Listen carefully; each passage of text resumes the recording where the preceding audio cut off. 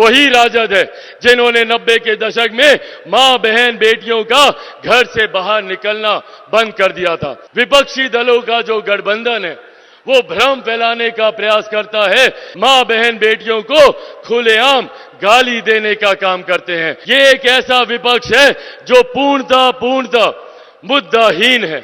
क्या हम लोगों को गाली देने वाली सरकार को चुनना है या आपको सम्मान देने वाली सरकार को? आदरणीय नरेंद्र मोदी जी हैं, तब तक ना देश में संविधान को कोई खतरा है ना आरक्षण को कोई खतरा है। उसी कांग्रेस की गोद में बैठे हुए हैं जिसके लिए जयप्रकाश जी ने कांग्रेस को सत्ता से बाहर उखाड़ फेंकने के लिए संपूर्ण क्रांति का नारा देने का काम किया था।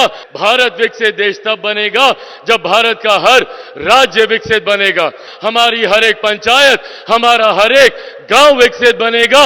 ये लक्ष्य प्रधानमंत्री जी का, हमारे प्रधानमंत्री जी ने एक के बाद एक देश में गरीब कल्याण की योजना लेकर आए। महिलाओं के शौचालय तक की चिंता प्रधानमंत्री जी ने करने का काम किया, जिसको हम सब प्यार से मोदी की गारंटी कहते हैं। वो विश्वास इतना ज्यादा है, प्रधानमंत्री जी ने हम सबको लक्ष्य दिया कि 2047 तक हम लोगों को, भारत को एक विकसित देश बनाना है। एकजुट होकर, एकत्रित होकर जयप्रकाश जी का समर्थन करने का काम किया। चिराग पासवान जीवित है, ना आरक्षण पर, ना संविधान पर कभी कोई खतरा था, ना भविष्य में कभी कोई खतरा आएगा। कि एनडीए के किस प्रत्याशी के प्रति आप मतदान करें, किसको आप जिताएं, क्योंकि ये मन आप लोग बना चुके हैं। हमारे भारत के प्रधानमंत्री आदरणीय श्री नरेंद्र मोदी जी मौजूद इस सम्मानित मंच पर अररिया से हमारे एनडीए के प्रत्याशी भाई प्रदीप सिंह जी, मौजूद यहां पर सुपौल से हमारे एनडीए के प्रत्याशी आदरणीय दिलकेश्वर कामत जी, मौजूद इस सम्मानित मंच पर तमाम एनडीए के वरिष्ठ नेतागण, मौजूद यहां पर तमाम आदरणीय मंत्रीगण, मौजूद यहां पर तमाम आदरणीय विधायकगण, मौजूद यहां पर भारतीय जनता पार्टी, जनता दल यूनाइटेड, लोक जनशक्ति पार्टी रामविलास, हिंदुस्तानी अवाम मोर्चा, राष्ट्रीय लोक मोर्चा के तमाम मजबूत पदाधिकारी साथी, तमाम मजबूत कार्यकर्ता साथी, प्रेस मीडिया के तमाम पत्रकार साथी, आदरणीय बुजुर्गों, माताओं, बहनों, मेरे तमाम नौजवान युवा साथियों, सबसे पहले आप सबको चिराग पासवान का प्रणाम। साथियों, आज जब दूसरे चरण का मतदान हो रहा है, आप लोगों को कुछ कहने बताने की जरूरत नहीं है। आप सबने मन बना लिया है और जनता आज की तारीख में हम नेताओं से कई आगे है।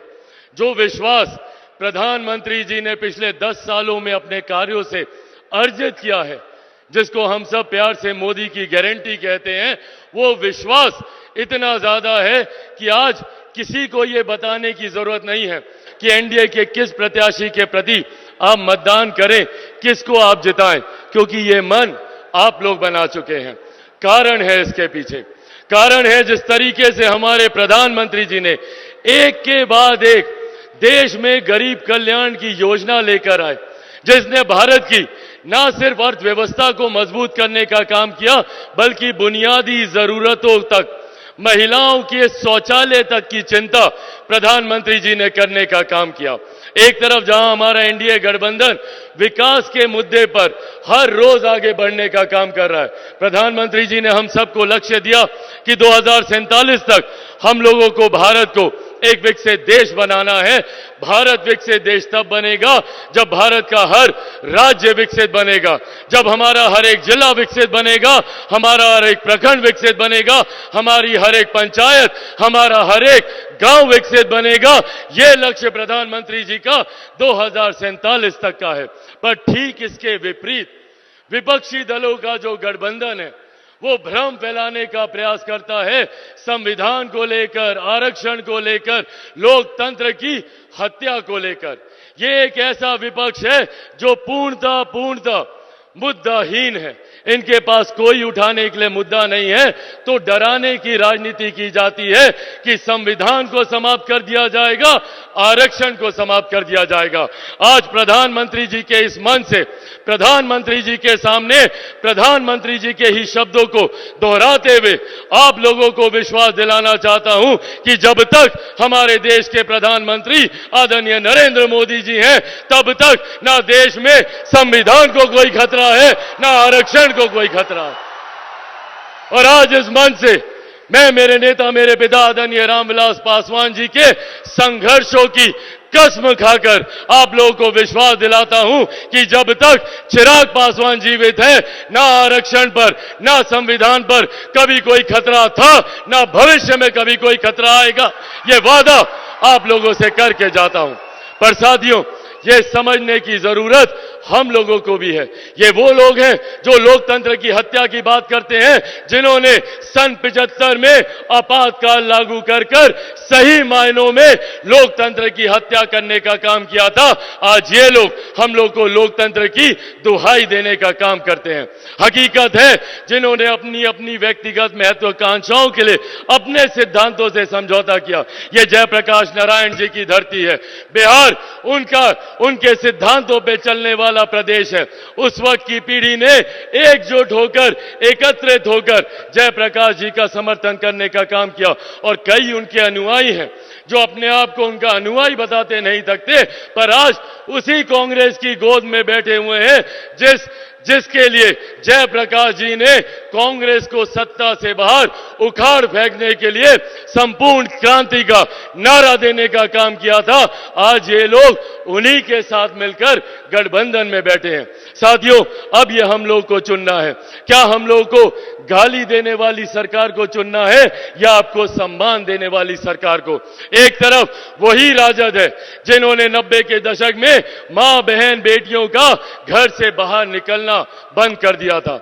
आज वही लोग मां, बहन, बेटियों को खुलेआम गाली देने का काम करते हैं।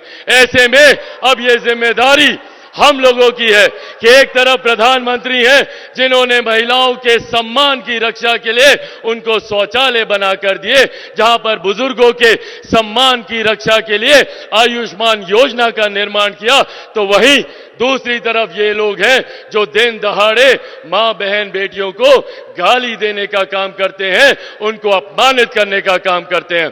एक बार फिर से मैं आप सबसे यह आह्वान करूंगा, जरूरी है देश की मजबूती के लिए, देश की सुरक्षा के लिए, महिलाओं के सम्मान के लिए, बुजुर्गों के अधिकार के लिए और युवाओं के भविष्य के लिए, किसान और मजदूरों के हक के लिए कि एक बार फिर से हमारे प्रधानमंत्री तीसरी बार देश के प्रधानमंत्री बने और हम तमाम प्रत्याशी उन्हीं के सेना के सदस्य हैं जो हम मिलकर हमारे प्रधानमंत्री जी के लक्ष्य 400 पार को हम लोग पूरा करेंगे, जिसमें बिहार की 40 सीटों का महत्वपूर्ण योगदान रहेगा।